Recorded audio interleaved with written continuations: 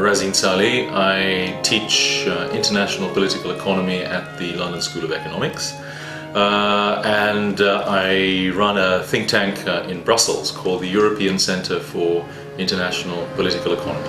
To give a sense of the mental atmosphere of the book, if you like, I have a quote right at the head of it from Henry David Thoreau, who says, not that the story need be long, but it will take a long time to make it short.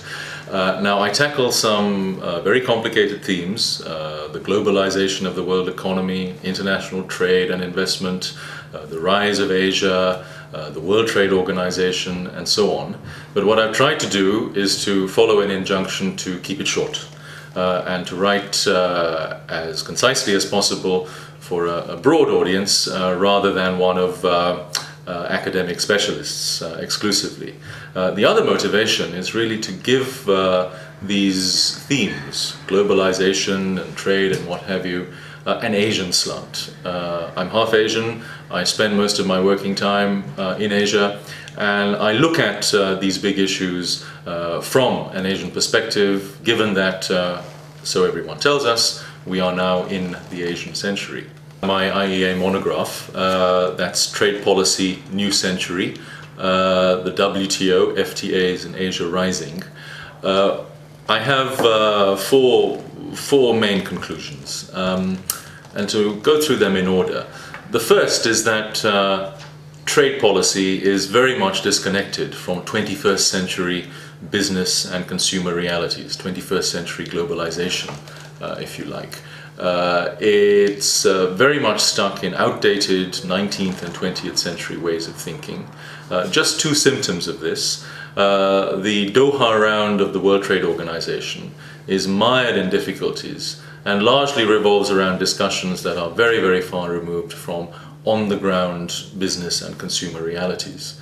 Another symptom is the fashion for free trade agreements, so-called, all around the world, which are also very much against the grain of what business and consumers need. They're all about very discriminatory, very bureaucratic provisions that slice up trade at a time when companies have their sourcing from all over the world and have global supply chains. They don't make any sense.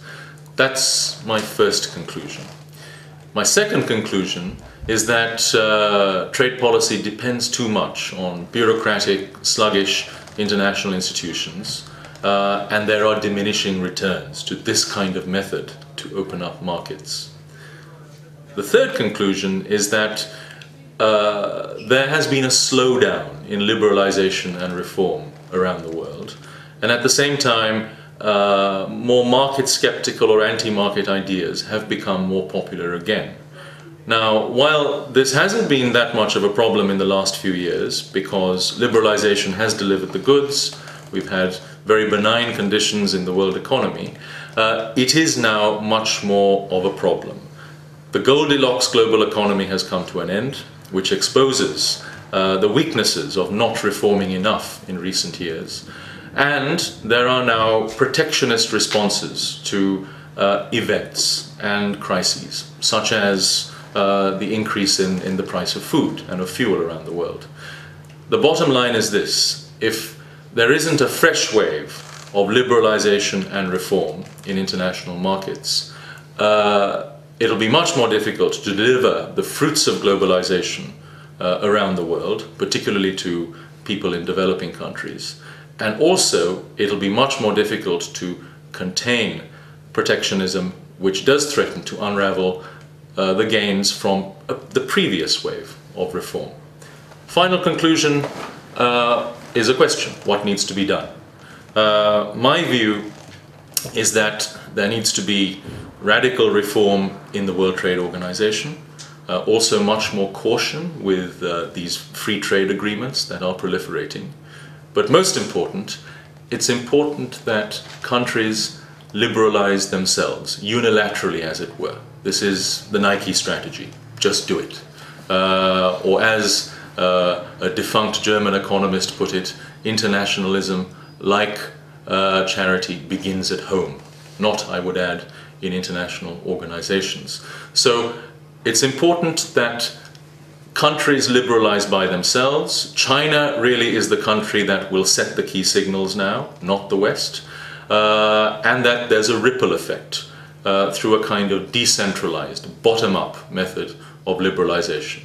It's important that barriers behind the border, as it were, complex regulatory barriers, are tackled in this way. And finally, I would add that it's important that trade policy should really be considered much more part of domestic economic policy and much less a plaything of international institutions. And it should be fixed in an attitude of domestic liberalism. In other words, part of the classical liberal package of limited government, free markets, free trade at home, and free trade abroad. Now, that's all very well as a mantra. The real practical question is how to turn it into policies and policy suggestions that are practicable, that are feasible. Looking ahead, what are the main protectionist threats to the world economy then, and what do you see as being the key policy challenges?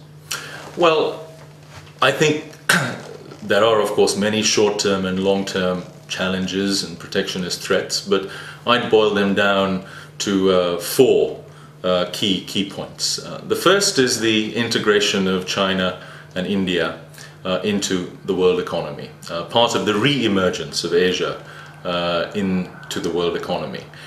Now, what we are seeing now, given that China and India account for 40% of humanity, is the biggest transformation in the world economy, at least since the end of the American Civil War, with the entry of the United States into the world economy, and possibly the biggest transformation since the Industrial Revolution itself. Now, that promises huge gains around the world through specialization, through more open markets, but at the same time, it does promise much more protectionism, because the scale of the adjustment means that there will be many more protectionist pressures coming not just from the West, but also from other developing countries, directed particularly against China. Now, one response to this is what I would call globalization and social democracy. In other words, in order to keep markets open, governments need to intervene more at home and harmonize standards abroad.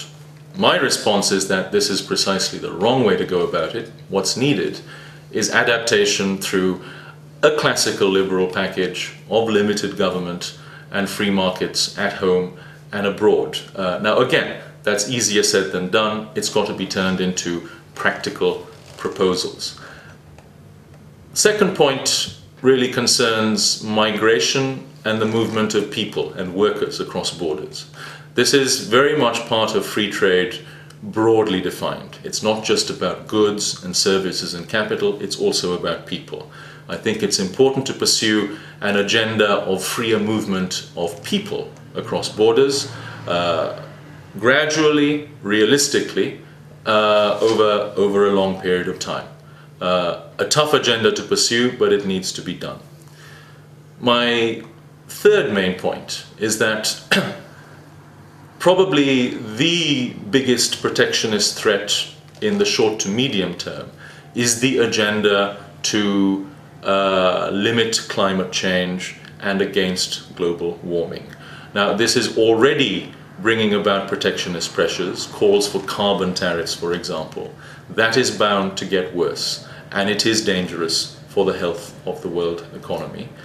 It's a symptom of, shall we say, a broader issue of trying to regulate standards around the world. And this is very much a Western agenda of imposing artificially high Western standards on developing countries in particular, which do threaten their prospects for growth and poverty alleviation and so on. The final threat is from a combination of investment and energy nationalism. So we are seeing new calls to limit or control foreign investment, and it's very much concentrated in commodity, resource, energy sectors. Just a couple of concluding observations, big picture observations mainly. The first is that nation states still matter, and that what national governments do is very important alongside what we now know as globalization. And that's probably more important than any other instance or level of policy. Second observation following on from that is that what we need to complement what national governments do is not some kind of ambitious, I would argue over-ambitious global governance, but much more a realistic, serviceable multilateralism in the WTO and in other international organizations with realistic, perhaps more modest, goals and instruments. And I think the very final observation I would make is that what's really needed is what Martin Wolf, the chief economics commentator of the Financial Times, calls a liberal realism. In other words, it's important to pursue a classical liberal agenda in 21st century conditions, at home and abroad, but one has to do it realistically rather than in an abstract or a utopian sense. And that kind of motto or dictum of liberal realism is what I've tried to stay true to in writing the monograph.